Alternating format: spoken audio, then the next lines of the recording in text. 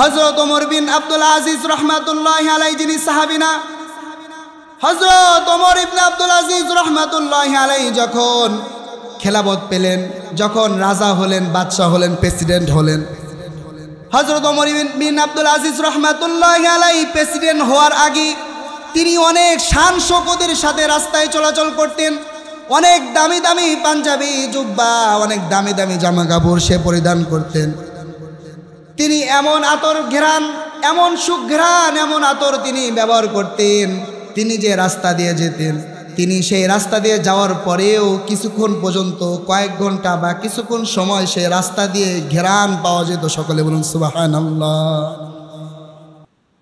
এই হযরত ওমর বিন আব্দুল আজিজ রাহমাতুল্লাহি আলাইহি যখন রাজা হলেন, প্রেসিডেন্ট হলেন, প্রেসিডেন্ট হওয়ার পরে হযরত ওমর বিন আব্দুল আজিজ রাহমাতুল্লাহি আলাইহি তার স্ত্রীর কাছে গেলেন, বললেন, ও স্ত্রী, তুমি শোনো, এতদিন তো অনেক সুন্দর সুন্দর জামা কাপড় পরেছো, অনেক নামি দামি খাবার খেয়েছো, এখন তো আমি প্রেসিডেন্ট হয়েছি, এখন আমি আর নামি দামি খাবার দিতে পারবো না, তোমাকে আমি সময় দিতে পারবো না, তুমি যা চাও আমি তোমাকে সেটা পূরণ করতে পারবো না।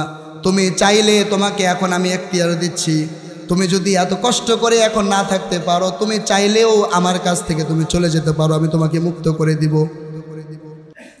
হযরত ওমর বিন আব্দুল আজিজ রাহমাতুল্লাহি আলাইহি কেমন আল্লাহকে ভয় করতেন, কেমন উত্তম আদর্শের অধিকারী ছিলেন। হযরত ওমর বিন আব্দুল আজিজ রাহমাতুল্লাহি আলাইহি খেলাফত পাওয়ার পরে, প্রধানমন্ত্রী হওয়ার পরে বললেন, আমার দুর্দিন শুরু হয়েছে, কিন্তু আজকে আমরা নেতা হওয়ার পরে বলি আমাদের সুদিন ফিরে এসেছে। কথা বল ঠিক না বেঠি? হযরত ওমর বিন আব্দুল আজিজ রাহমাতুল্লাহি আলাইহি তিনি এত শান শৌকতের সাথে চলতেন, এত জাঁকজমকভাবে চলতেন। এই হযরত ওমর বিন আব্দুল আজিজ রাহমাতুল্লাহি আলাইহি যখন খেলাফতের দায়িত্ব পেলেন, যখন প্রেসিডেন্ট হলেন, প্রেসিডেন্ট হওয়ার পরে যখন এইভাবে চলতেছিল, একবার হযরত ওমর বিন আব্দুল আজিজ রাহমাতুল্লাহি আলাইহির কাছে ঈদের দিন তার মেয়ে, ছোট্ট মেয়ে এসে কান্নাকাটি শুরু করলেন। ছোট্ট একটি মেয়ে কান্না করতেছে, হাউমাউ করে কান্না করতেছে, বলতেছে, বাবা,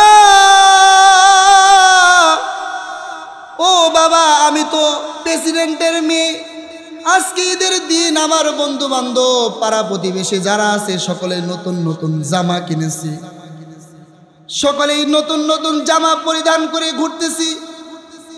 মেয়ে হয়ে বাবার কাছে কান্না করতেছে, বাবা, আমারও তো মন চাই তুমি আমাকে নতুন জামা কিনে দাও, তুমি তো প্রেসিডেন্ট, তোমার প্রেসিডেন্টের মেয়ে ছিঁড়া জামা পরে থাকবে ঈদের দিন, তোমার কি বাবা এটা সহ্য হয়?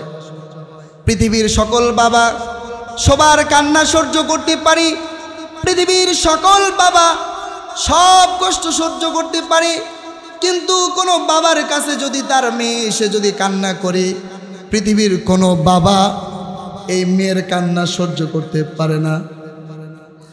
হযরত ওমর বিন আব্দুল আজিজ রাহমাতুল্লাহি আলাইহি চোখ দিয়ে অঝরে কান্না শুরু করেছে, বলে, মা, তুই আর কান্দিস না রে মা, ও আমার মেয়ে, তুমি আর কান্দো না, আমি তোমার জন্য দেখি নতুন জামার ব্যবস্থা করতে পারি কিনা। প্রেসিডেন্ট, তিনি রানিং প্রেসিডেন্ট তার মেয়েকে এইভাবে সান্ত্বনা দিচ্ছে। হযরত ওমর বিন আব্দুল আজিজ রাহমাতুল্লাহি আলাইহি দৌড়িয়ে কোষাধ্যক্ষ ক্যাশিয়ার, বাইতুল মালের ক্যাশিয়ারের কাছে গেলেন। ক্যাশিয়ারের দায়িত্বে যে আছে তার কাছে গিয়ে বললেন, ও আমার ভাই, আমি মহা বিপদে পড়ে তোমার কাছে আসছি, অনেক বড় বিপদ হয়েছে আমার, আমাকে একটু তুমি হেল্প করো, সাহায্য করো।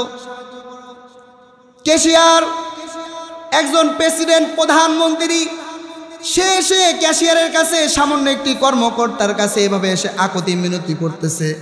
ওই ক্যাশিয়ার ভয় খেয়ে গেলেন, বললেন, আমিরুল মুমিনিন, আপনি বিচলিত হবেন না, আপনার কি হয়েছে আমাকে আপনি খুলে বলুন। হযরত ওমর বিন আব্দুল আজিজ রাহমাতুল্লাহি আলাইহি বললেন, আজকে ঈদের দিন, আজকে সকলেই নতুন জামা পরে ঘুরতেছি, আমি প্রেসিডেন্ট, আমি প্রধানমন্ত্রী, আমার ঘরে তো কোনো ভালো মন্দ কোনো খাবার নেই, এটা তো আমরা মেনে নিছি। কিন্তু আমার একটি ছোট্ট মেয়ে, আমার ছোট্ট মেয়েটি চিরা ফাটা একটি পুরানো জামা পরে আছি। আমার মেয়ে আমার কাছে জামার আবদার করেছে, হাউ মাউ করে আমার কাছে এসে কাঁদতেছে, বলতেছে বাবা আমাকে একটি জামা কিনে দিন, বাবা আমাকে একটি জামা কিনে দিন। আমি আপনার কাছে একটু হেল্প চাই, একটু সাহায্য চাই। এই সাহায্যটি হলো আমাকে কোনো অগ্রিম, আমাকে কোনো অনুদান দিতে হবে না, আমাকে কোনো এই বাইতুল মাল থেকে কোনো টাকা পয়সা দিতে হবে না। বাইতুল মাল তো এটা তো জনগণের টাকা, আমি জনগণের কাছ থেকে এক টাকাও নিতে চাই না। ও ভাই, আমি যে চাকরি করতেছি, জনগণের সেবা করতেছি, আমাকে কি অগ্রিম 1 মাসের টাকা দেওয়া যায় কিনা? হযরত ওমর বিন আব্দুল আজিজ রাহমাতুল্লাহি আলাইহি বললেন, ভাই আমাকে অগ্রিম 1 মাসের টাকা আপনি আমাকে দেন, প্লিজ দেন। তখন ক্যাশিয়ার বলতেছে, আমাকে মাফ করবেন, আপনি এত বড় প্রেসিডেন্ট, আপনি এত বড় নেতা হয়ে আমার কাছে রিকোয়েস্ট করতেছেন, আমার বড় কষ্ট হচ্ছে। আপনি চাইলে আমার কাছে অনুমতি লাগবে কেন? আপনি তো প্রধানমন্ত্রী, আপনি চাইলে আমার অনুমতি ছাড়া আপনি নিয়ে যেতে পারেন। ওমর বিন আব্দুল আজিজ রাহমাতুল্লাহি আলাইহি বললেন, না না, আমি এটা পারি না, এটা জনগণের সম্পদ, এটা বাইতুল মাল, এটা আমার হক না। হযরত ওমর বিন আব্দুল আজিজ রাহমাতুল্লাহি আলাইহির কাছে যখন বললেন, হে আমিরুল মুমিনিন, আপনি তো চাইলেও নিতে পারেন, তখন হযরত ওমর ফারুক হযরত ওমর বিন আব্দুল আজিজ রাহমাতুল্লাহি আলাইহি অস্বীকার করলেন নিতে। বললেন, আপনি আমাকে অগ্রিম টাকা দেন। তখন ওই বাইতুল মালের ক্যাশিয়ার বললেন, তাহলে তো আমি পারি না, আমিও আপনাকে দিব, কিন্তু শর্ত আছে। আমিও যেহেতু চাকরি করি, আমিও আল্লাহকে ভয় করি, তাহলে আমিও আপনাকে এভাবে দিতে পারি না। তাহলে আপনারও একটা শর্ত পূরণ করতে হবে, সেটা হচ্ছে আপনি 1 মাস জীবিত থাকবেন কিনা এইটা লিখে গ্যারান্টি দিয়ে কাগজ একটি সই করে আমাকে দিতে হবে। হযরত ওমর বিন আব্দুল আজিজ রাহমাতুল্লাহি আলাইহি 2 চোখ দিয়ে হাউ মাউ করে কান্না করতেছে, বলতেছে, ও ক্যাশিয়ার, ও আমার ভাই, তুমি আমার চোখ খুলে দিয়েছো। আমি কেন অগ্রিম বেতন নিব?